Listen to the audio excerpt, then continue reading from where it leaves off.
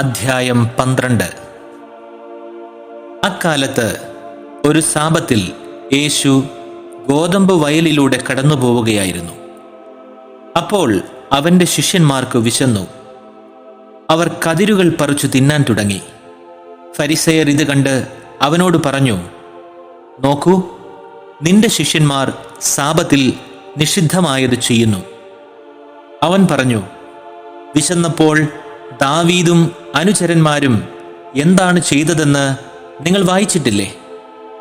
അവൻ ദൈവഭവനത്തിൽ പ്രവേശിച്ച് പുരോഹിതന്മാർക്കല്ലാതെ തനിക്കോ സഹചരന്മാർക്കോ ഭക്ഷിക്കാൻ അനുവാദമില്ലാത്ത കാഴ്ചയപ്പം ഭക്ഷിച്ചതെങ്ങനെ? അല്ലെങ്കിൽ സാബത്ത് ദിവസം ദേവാലയത്തിലെ പുരോഹിതന്മാർ സാബത്ത് ലംഘിക്കുകയും അതേസമയം കുറ്റമറ്റവരായിരിക്കുകയും ചെയ്യുന്നത് എങ്ങനെയെന്ന് നിങ്ങൾ നിയമത്തിൽ വായിച്ചിട്ടില്ലേ? എന്നാൽ ഞാൻ നിങ്ങളോട് പറയുന്നു, ദേവാലയത്തേക്കാൾ ശ്രേഷ്ഠമായത് ഇവിടെയുണ്ട്. ബലിയല്ല, കരുണയാണ് ഞാൻ ആഗ്രഹിക്കുന്നത് എന്നതിൻ്റെ അർത്ഥം മനസ്സിലാക്കിയിരുന്നെങ്കിൽ നിങ്ങൾ നിരപരാധരെ കുറ്റം വിധിക്കുമായിരുന്നില്ല. എന്തെന്നാൽ മനുഷ്യപുത്രൻ സാബത്തിൻ്റെയും കർത്താവാണ്. അനന്തരം യേശു അവിടെ നിന്ന് യാത്ര തിരിച്ച് അവരുടെ സിനഗോഗിലെത്തി. അവിടെ കൈ ശോഷിച്ച ഒരുവൻ ഉണ്ടായിരുന്നു. യേശുവിൽ കുറ്റമാരോപിക്കണമെന്ന ഉദ്ദേശ്യത്തോടെ അവർ അവനോട് ചോദിച്ചു, സാബത്തിൽ രോഗശാന്തി നൽകുന്നത് അനുവദനീയമാണോ? അവൻ പറഞ്ഞു, നിങ്ങളിൽ ആരുണ്ട് തൻ്റെ ആട് സാബത്തിൽ കുഴിയിൽ വീണാൽ പിടിച്ചു കയറ്റാത്തതായി? ആടിനേക്കാൾ എത്രയോ വിലപ്പെട്ടവനാണ് മനുഷ്യൻ. അതിനാൽ സാബത്തിൽ നന്മ ചെയ്യുന്നത് അനുവദനീയമാണ്. അനന്തരം അവൻ ആ മനുഷ്യനോട് പറഞ്ഞു, കൈ നീട്ടുക. അവൻ കൈ നീട്ടി. ഉടനെ അത് സുഖം പ്രാപിക്കപ്പെട്ട് മറ്റേ കൈ പോലെയായി. ഫരിസേയരാകട്ടെ അവിടെ നിന്ന് പോയി അവനെ നശിപ്പിക്കേണ്ടതെങ്ങനെയെന്ന് കൂടിയാലോചന നടത്തി. ഇത് മനസ്സിലാക്കിയ യേശു അവിടെ നിന്ന് പിൻവാങ്ങി.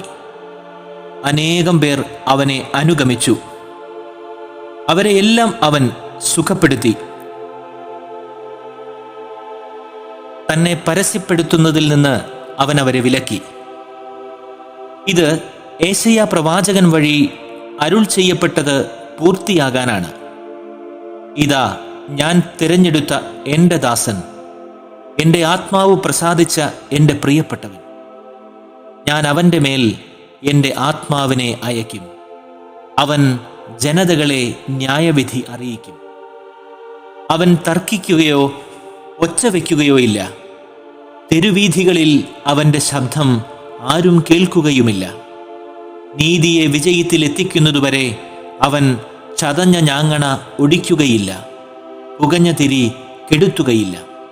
അവൻ്റെ നാമത്തിൽ ജനതകൾ പ്രത്യാശ വയ്ക്കും.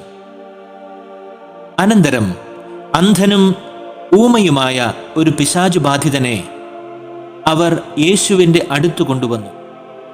യേശു അവനെ സുഖപ്പെടുത്തി. അവൻ സംസാരിക്കുകയും കാണുകയും ചെയ്തു. ജനക്കൂട്ടമെല്ലാം അത്ഭുതപ്പെട്ട് ചോദിച്ചുകൊണ്ടിരുന്നു, ഇവനായിരിക്കുമോ ദാവീദിന്റെ പുത്രൻ? എന്നാൽ ഇതു കേട്ടപ്പോൾ ഫരിസയർ പറഞ്ഞു, ഇവൻ പിശാചുക്കളുടെ തലവനായ ബേൽസെബൂലിനെ കൊണ്ട് തന്നെയാണ് പിശാചുക്കളെ ബഹിഷ്കരിക്കുന്നത്. അവരുടെ വിചാരങ്ങൾ മനസ്സിലാക്കിയ യേശു അവരോട് പറഞ്ഞു, അന്തഛിദ്രമുള്ള ഏത് രാജ്യവും നശിച്ചു പോകും. അന്തഛിദ്രമുള്ള നഗരമോ ഭവനമോ നിലനിൽക്കുകയില്ല. സാത്താനെ ബഹിഷ്കരിക്കുന്നെങ്കിൽ അവൻ തനിക്കെതിരായി തന്നെ ഭിന്നിക്കുകയാണ്. അങ്ങനെയെങ്കിൽ അവൻ്റെ രാജ്യം എങ്ങനെ നിലനിൽക്കും?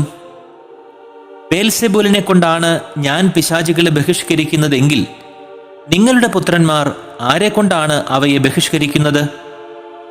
അതുകൊണ്ട് അവർ നിങ്ങളുടെ വിധികർത്താക്കളായിരിക്കും.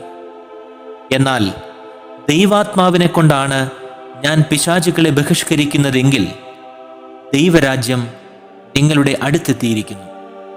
അഥവാ ശക്തനായ ഒരു മനുഷ്യന്റെ ഭവനത്തിൽ പ്രവേശിച്ച് വസ്തുക്കൾ കവർച്ച ചെയ്യാൻ ആദ്യം തന്നെ അവനെ ബന്ധിക്കാതെ സാധിക്കുമോ? അപ്പോൾ അവൻ്റെ ഭവനം കവർച്ച ചെയ്യാൻ കഴിയും. എന്നോട് കൂടെയല്ലാത്തവൻ എൻ്റെ എതിരാളിയാണ്. എന്നോടുകൂടെ ശേഖരിക്കാത്തവൻ ചിതറിച്ചു കളയുന്നു. അതുകൊണ്ട് ഞാൻ നിങ്ങളോട് പറയുന്നു, മനുഷ്യൻ്റെ എല്ലാ പാപവും ദൈവദൂഷണവും ക്ഷമിക്കപ്പെടും, എന്നാൽ ആത്മാവിനെതിരായ ദൂഷണം ക്ഷമിക്കപ്പെടുകയില്ല. മനുഷ്യപുത്രനെതിരായി ആരെങ്കിലും ഒരു വാക്ക് പറഞ്ഞാൽ അത് ക്ഷമിക്കപ്പെടും, എന്നാൽ പരിശുദ്ധാത്മാവിനെതിരായി ആരെങ്കിലും സംസാരിച്ചാൽ ഈ യുഗത്തിലോ വരാനിരിക്കുന്ന യുഗത്തിലോ ക്ഷമിക്കപ്പെടുകയില്ല. ഒന്നുകിൽ വൃക്ഷം നല്ലത്, ഫലവും നല്ലത്, അല്ലെങ്കിൽ വൃക്ഷം ചീത്ത, ഫലവും ചീത്ത. കാരണം ഫലത്തിൽ നിന്നാണ് വൃക്ഷത്തെ അറിയുന്നത്. അണലി സന്തതികളെ, ദുഷ്ടരായിരിക്കെ നല്ല കാര്യങ്ങൾ പറയാൻ നിങ്ങൾക്ക് എങ്ങനെ കഴിയും? ഹൃദയത്തിൻ്റെ നിറവിൽ നിന്നാണല്ലോ അധരം സംസാരിക്കുന്നത്. നല്ല മനുഷ്യൻ നന്മയുടെ ശേഖരത്തിൽ നിന്ന് നന്മ പുറപ്പെടുവിക്കുന്നു. ദുഷ്ടനാകട്ടെ തിന്മയുടെ ശേഖരത്തിൽ നിന്ന് തിന്മ പുറപ്പെടുവിക്കുന്നു. ഞാൻ നിങ്ങളോട് പറയുന്നു, മനുഷ്യർ പറയുന്ന ഓരോ വ്യർത്ഥവാക്കിനും വിധി ദിവസം കണക്ക് കൊടുക്കേണ്ടി വരും. കാരണം നിന്റെ വാക്കുകളാൽ നീ നീതിമത്കരിക്കപ്പെടും, നിന്റെ വാക്കുകളാൽ തന്നെ നീ കുറ്റം വിധിക്കപ്പെടുകയും ചെയ്യും. അപ്പോൾ ചില നിയമജ്ഞരും ഫരിസേയരും അവനോട് പറഞ്ഞു, ഗുരു, നിന്നിൽ നിന്ന് ഒരടയാളം കാണാൻ ഞങ്ങൾ ആഗ്രഹിക്കുന്നു. അവൻ മറുപടി പറഞ്ഞു, ദുഷിച്ചതും അവിശ്വസ്തവുമായ തലമുറ അടയാളം അന്വേഷിക്കുന്നു. യോനാ പ്രവാചകന്റെ അടയാളമല്ലാതെ മറ്റൊരടയാളവും അതിന് നൽകപ്പെടുകയില്ല.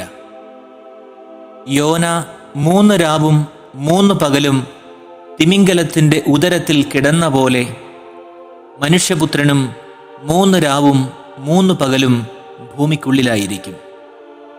നിനവേ നിവാസികൾ വിധി ദിവസം ഈ തലമുറയോടൊത്ത് എഴുന്നേറ്റ് ഇതിനെ കുറ്റം വിധിക്കും. എന്തെന്നാൽ യോനായുടെ പ്രസംഗം കേട്ട് അവർ അനുതപിച്ചു. ഇതാ, ഇവിടെ യോനായേക്കാൾ വലിയവൻ. ദക്ഷിണദേശത്തെ രാജ്ഞി വിധി ദിവസം ഈ തലമുറയോടൊത്ത് ഉയർത്തെഴുന്നേൽക്കുകയും ഇതിനെ കുറ്റം വിധിക്കുകയും ചെയ്യും.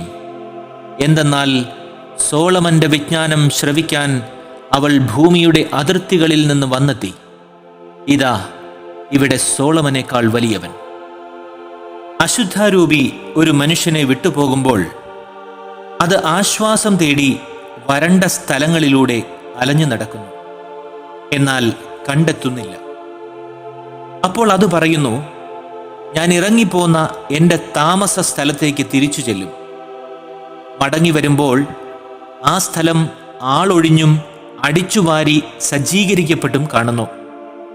അപ്പോൾ അത് പുറപ്പെട്ടു ചെന്ന് തന്നേക്കാൾ ദുഷ്ടരായ 7 അരൂപികളെ കൂടി തന്നോടൊത്ത് കൊണ്ടുവരികയും അവിടെ പ്രവേശിച്ച് വാസമുറപ്പിക്കുകയും ചെയ്യുന്നു.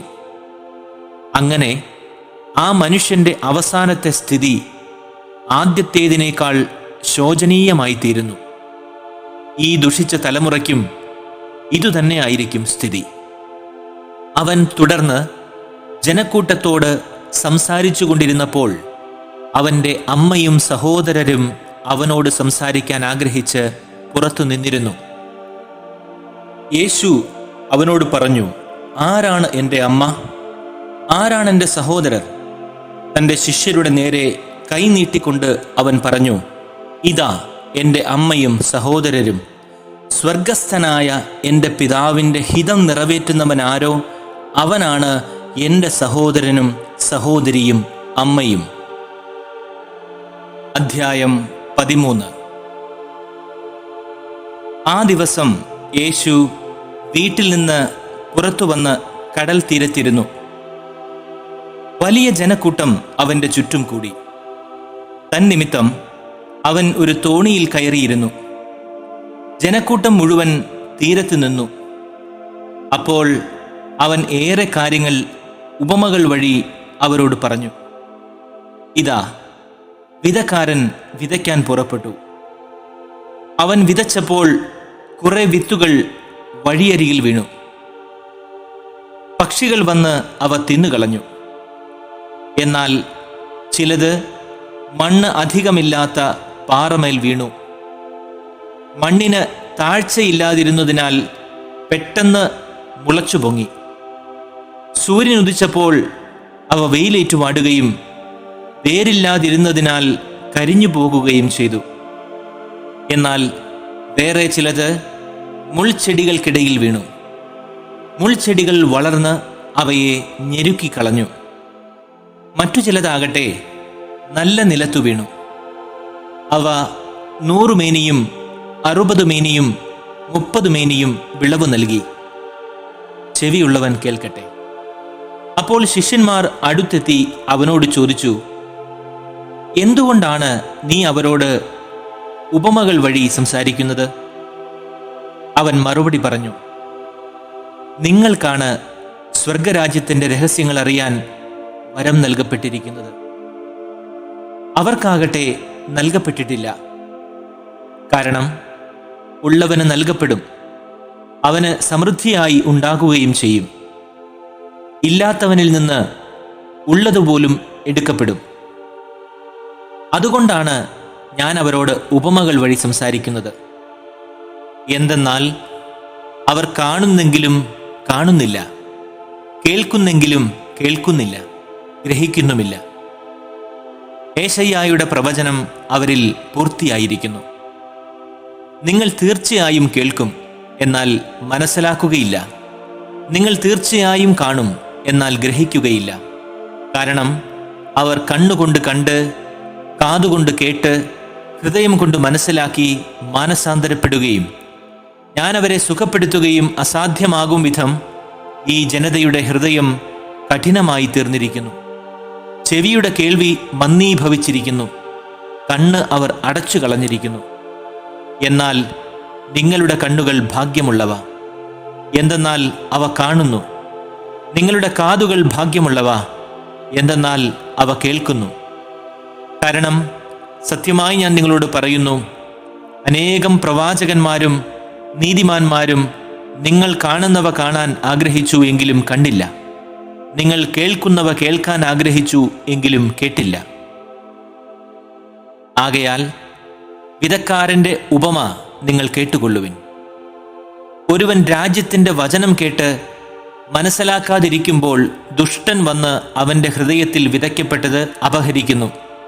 ഇതാണ് വഴിയരികിൽ വീണ വിത്ത്.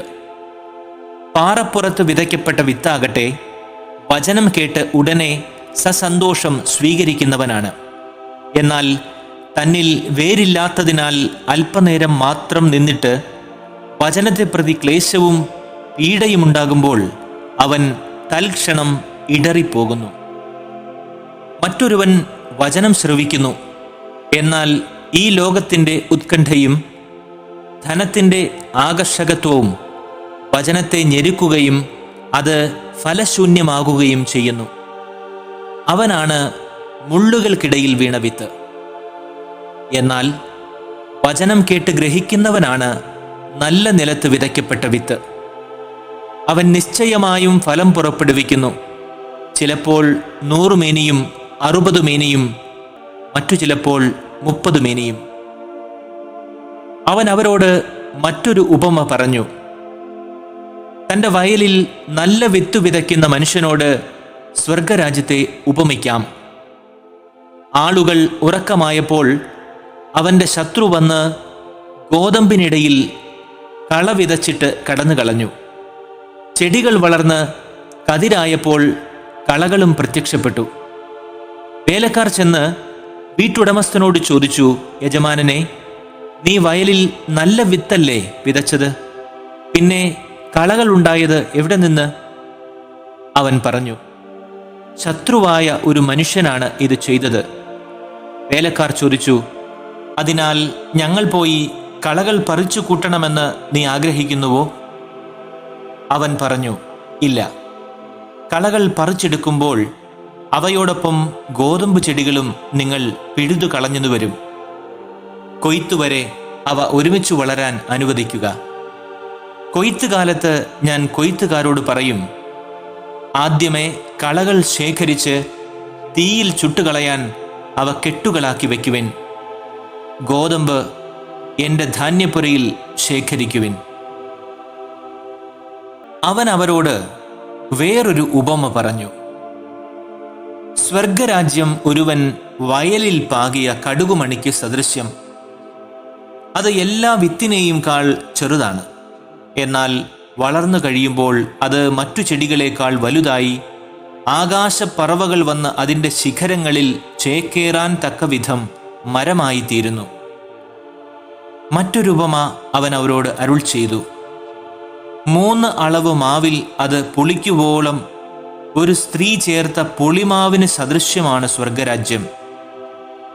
ഇവയെല്ലാം ഉപമകൾ വഴിയാണ് യേശു ജനക്കൂട്ടത്തോട് പറഞ്ഞത്. ഉപമകളിലൂടെ അല്ലാതെ അവൻ ഒന്നും അവരോട് പറഞ്ഞിരുന്നില്ല. ഞാൻ ഉപമകൾ വഴി സംസാരിക്കും, ലോകസ്ഥാപനം മുതൽ നിഗൂഢമായിരുന്നവ ഞാൻ വെളിപ്പെടുത്തും എന്ന് പ്രവാചകനിലൂടെ പറയപ്പെട്ടത് പൂർത്തിയാകാനായിരുന്നു ഇത്. പിന്നീട് അവൻ ജനക്കൂട്ടത്തെ പറഞ്ഞയച്ചിട്ട് വീട്ടിലേക്ക് വന്നു. ശിഷ്യന്മാർ അവൻ്റെ അടുത്തു വന്നു പറഞ്ഞു, വയലിലെ കളകൾ സംബന്ധിക്കുന്ന ഉപമ ഞങ്ങൾക്ക് വിശദീകരിച്ചു തന്നാലും. അവൻ മറുപടി പറഞ്ഞു, നല്ല വിത്തു വിതയ്ക്കുന്നവൻ മനുഷ്യപുത്രനാണ്. വയൽ ലോകവും. നല്ല വിത്ത് രാജ്യത്തിൻ്റെ പുത്രന്മാരും കളകൾ ദുഷ്ടന്റെ പുത്രന്മാരുമാണ്. അവ വിതച്ച ശത്രു പിശാചാണ്. കൊയ്ത്ത് യുഗാന്തമാണ്, കൊയ്ത്തുകാർ ദൈവദൂതന്മാരും. കളകൾ ശേഖരിച്ച് അഗ്നിക്കിരയാക്കുന്നത് എങ്ങനെയോ അങ്ങനെ തന്നെ ആയിരിക്കും യുഗാന്തത്തിലും. മനുഷ്യപുത്രൻ തൻ്റെ ദൂതന്മാരെ അയക്കുകയും അവർ അവൻ്റെ രാജ്യത്തു നിന്ന് എല്ലാ പാപഹേതുക്കളെയും അനീതി പ്രവർത്തിക്കുന്നവരെയും ഒരുമിച്ചു കൂട്ടി അഗ്നികുണ്ഠത്തിലേക്ക് എറിയുകയും ചെയ്യും. അവിടെ കരച്ചിലും പല്ലുകടിയുമായിരിക്കും. അപ്പോൾ നീതിമാന്മാർ തങ്ങളുടെ പിതാവിൻ്റെ രാജ്യത്തിൽ സൂര്യനെപ്പോലെ പ്രശോഭിക്കും. ചെവിയുള്ളവൻ കേൾക്കട്ടെ. സ്വർഗരാജ്യം വയലിൽ ഒളിഞ്ഞിരിക്കുന്ന നിധിക്ക് തുല്യം. അത് കണ്ടെത്തുന്ന മനുഷ്യൻ അത് മറച്ചുവെക്കുകയും സന്തോഷത്തോടെ പോയി തനിക്കുള്ളതെല്ലാം വിറ്റ് ആ വയൽ വാങ്ങുകയും ചെയ്യുന്നു. വീണ്ടും സ്വർഗരാജ്യം നല്ല രത്നങ്ങൾ തേടുന്ന വ്യാപാരിക്ക് തുല്യം. അവൻ വിലയേറിയ ഒരു രത്നം കണ്ടെത്തുമ്പോൾ പോയി തനിക്കുള്ളതെല്ലാം വിറ്റ് അത് വാങ്ങുന്നു. സ്വർഗരാജ്യം എല്ലാത്തരം മത്സ്യങ്ങളെയും ശേഖരിക്കാൻ കടലിൽ എറിയപ്പെട്ട വലയ്ക്ക് തുല്യം. വല നിറഞ്ഞപ്പോൾ അവർ അത് കരയ്ക്ക് വലിച്ചു കയറ്റി. അവിടെ ഇരുന്ന് നല്ല മത്സ്യങ്ങൾ പാത്രങ്ങളിൽ ശേഖരിക്കുകയും ചീത്ത മത്സ്യങ്ങൾ പുറത്തേക്ക് എറിയുകയും ചെയ്തു. യുഗാന്തത്തിലും ഇതുപോലെ ആയിരിക്കും. ദൈവദൂതന്മാർ പുറപ്പെട്ടു ചെന്ന് ദുഷ്ടന്മാരെ നീതിമാന്മാരിൽ നിന്ന് വേർതിരിക്കുകയും അഗ്നികുണ്ഠത്തിലേക്ക് എറിയുകയും ചെയ്യും. അവിടെ കരച്ചിലും പല്ലുകടിയുമായിരിക്കും. നിങ്ങളിതെല്ലാം ഗ്രഹിച്ചുവോ? അവൻ ചോദിച്ചു. ഉവ്വ്, അവർ പറഞ്ഞു. അവൻ അവരോട് പറഞ്ഞു, അതിനാൽ സ്വർഗരാജ്യത്തിൻ്റെ ശിഷ്യനായി തീർന്ന ഓരോ നിയമജ്ഞനും തൻ്റെ നിക്ഷേപത്തിൽ നിന്ന് പുതിയതും പഴയതും പുറത്തെടുക്കുന്ന വീട്ടുടമസ്ഥന് തുല്യനാകുന്നു. അങ്ങനെ യേശു ഈ ഉപമകൾ അവസാനിപ്പിച്ചപ്പോൾ അവിടെ നിന്ന് പുറപ്പെട്ട് സ്വദേശത്ത് വന്ന് അവരുടെ സെനഗോഗിൽ പഠിപ്പിച്ചു. അവർ വിസ്മയഭരിതരായി ചോദിച്ചു, ഇവന് ഈ ജ്ഞാനവും ശക്തിയും എവിടെ നിന്ന്? ഇവൻ ആ തച്ചൻ്റെ മകനല്ലേ? ഇവൻ്റെ അമ്മ മറിയം എന്ന് വിളിക്കപ്പെടുന്നവളല്ലേ? യാക്കോബ്, ജോസഫ്, ശിമയോൻ, യൂദാസ് എന്നിവരല്ലേ ഇവൻ്റെ സഹോദരന്മാർ? ഇവൻ്റെ സഹോദരിമാരെല്ലാം നമ്മുടെ കൂട്ടത്തിലുണ്ടല്ലോ. പിന്നെ ഇവന് ഇതെല്ലാം എവിടെ നിന്ന്? അവർക്ക് അവനിൽ ഇടർച്ചയുണ്ടായി. യേശു അവരോട് പറഞ്ഞു, പ്രവാചകൻ സ്വദേശത്തും സ്വഭവനത്തിലുമല്ലാതെ മറ്റെങ്ങും അവമതിക്കപ്പെടുന്നില്ല. അവരുടെ അവിശ്വാസം നിമിത്തം അവൻ അവിടെ കൂടുതൽ അത്ഭുതങ്ങൾ പ്രവർത്തിച്ചില്ല.